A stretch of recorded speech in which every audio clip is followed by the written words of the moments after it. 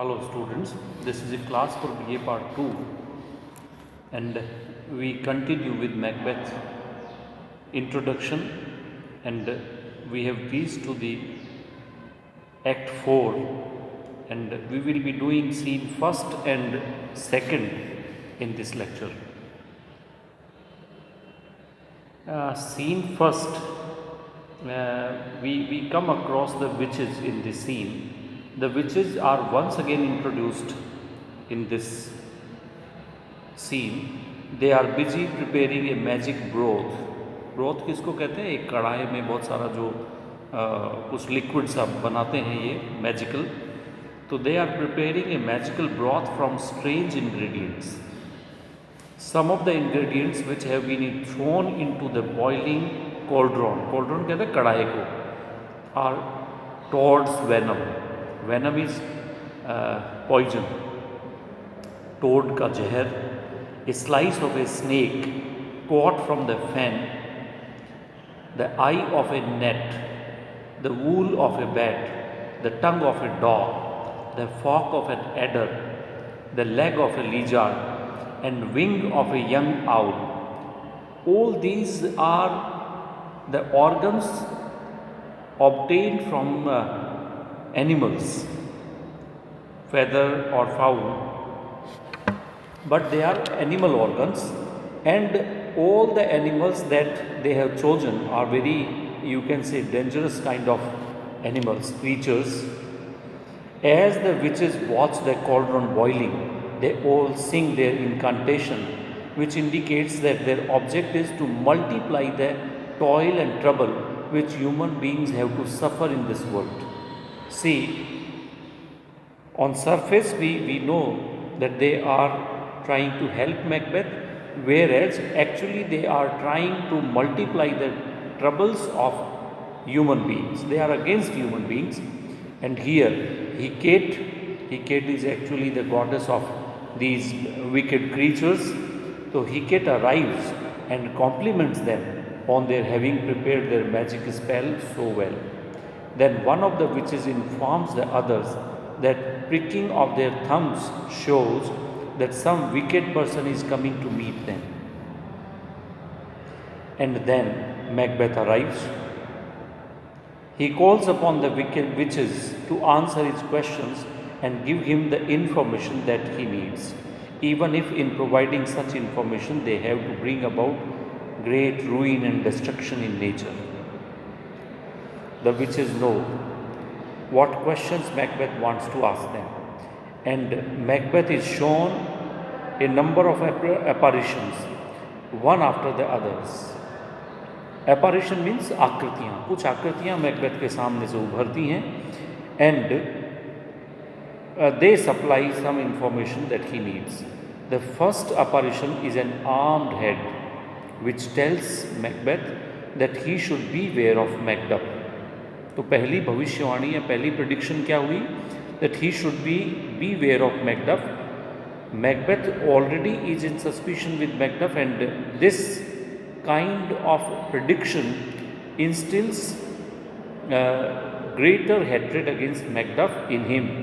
The second apparition appears, दूसरी आकृति आती है, and it's a bloody child which tells Macbeth that he can defy the power of man because none of woman born shall ever be able to harm him. That is to say, Macbeth cannot be killed by any person who is woman born. एक तरह से अमरत्व का वरदान उसको मिलने की बात होती है. The third apparition is a crowned child. Sir पे क्राउन है ऐसा बच्चा, holding a tree in his hand. From this apparition, Macbeth learns that he will never be defeated in battle. कब तक? कभी नहीं हारेगा. कब तक? Till the Birnam Wood, and moves to Dunsinane Hill. Dunsinane Hill is the castle of Macbeth, और वहाँ तक जब तक बिरनम का जंगल नहीं आ जाता, बिरनम वुड नहीं आ जाता, तब तक ही will not be defeated in war. तो ये इस तरह की भविष्यवाणियाँ हैं जिसको generally they are very, you can say, vague kind of predictions, Or for Macbeth, they are very confidence giving promises. And then Macbeth is not satisfied with the information that he has so far obtained, though whatever he has learned is welcome to him. The witches then show him 8 kings, followed by Banquo, who holds a mirror in his hand and is smiling at Macbeth. It becomes clear to Macbeth that the 8 kings represent Banquo's descendants, offspring, or children who are to rule over Scotland.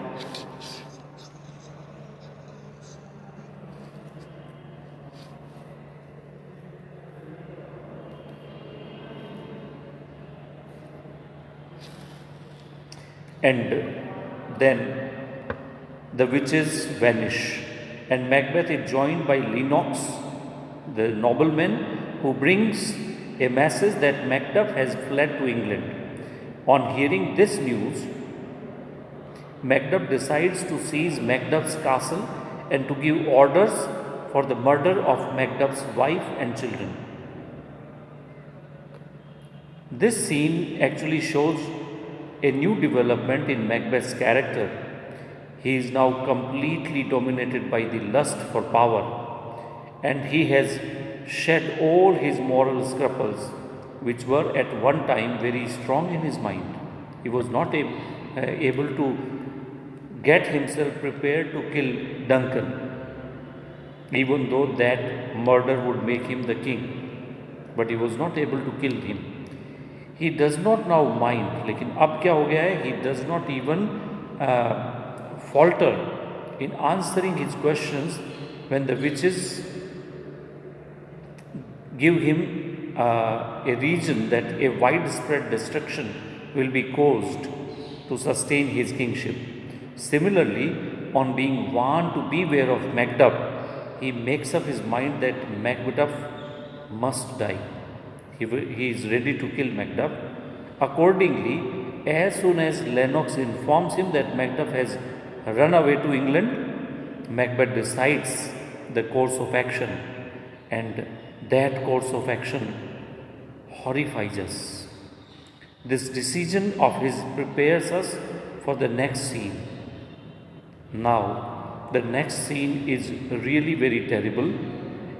Scene second of Act 4. Here, the scene shifts from Macbeth to Macduff's castle at Fife.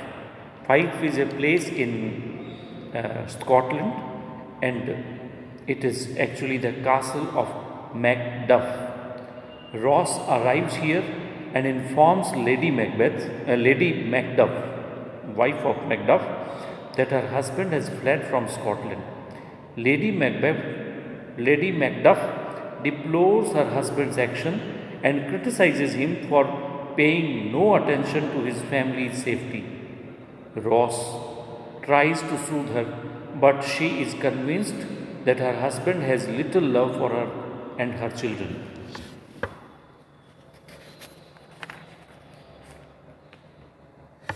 When Ross is gone, Lady Macbeth tells her son that he should regard his father as being dead.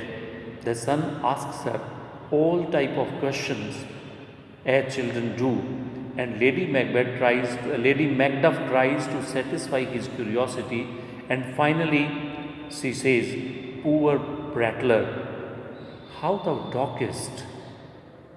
And at this moment, a messenger arrives and informs Lady Macduff that she and her children are in great danger, and she would do well.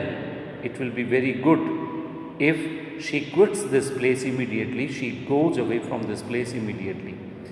Messenger goes away, and Lady Macbeth wonders where she can go. She has done no harms to anyone, but it occurs to her that to do harm in this world is often something laudable. Just then, a number of ruffians arrive there. One of them stabs Macbeth's son, who cries to his mother to run away. But the ruffians chase Lady Macbeth in order to murder her also, and in this manner, the scene comes to an end with a hint that Lady Macbeth and her children are killed. The flight of Macduff from Scotland without having done anything at all for the security of his family is problematic. Whatever be the reason for this action, he behaves like a most irresponsible husband. Not all his patriotism and integrity can remove our impression of his lack of a sense of duty towards his wife and children. But this scene is remarkable for the atmosphere of pathos, the tragic atmosphere, which is built up bit by bit till the effect of absolute horror is created with the arrival of the murderers who put to death Lady Macbeth and her son. Our hearts bleed with pity at the brutality that is perpetrated in this scene, even not sparing the little child. And we now come to know the tyranny and villainy of Macbeth, absolute tyranny.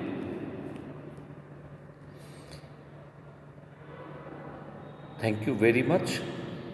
Actually, we will proceed in our next lecture with scene third and fourth, and in this manner we will reach to the conclusion of Act 4, which is actually the climax of the play. The action is very speedily moving, and we come to know of Macbeth's hardened heart now. Thank you very much.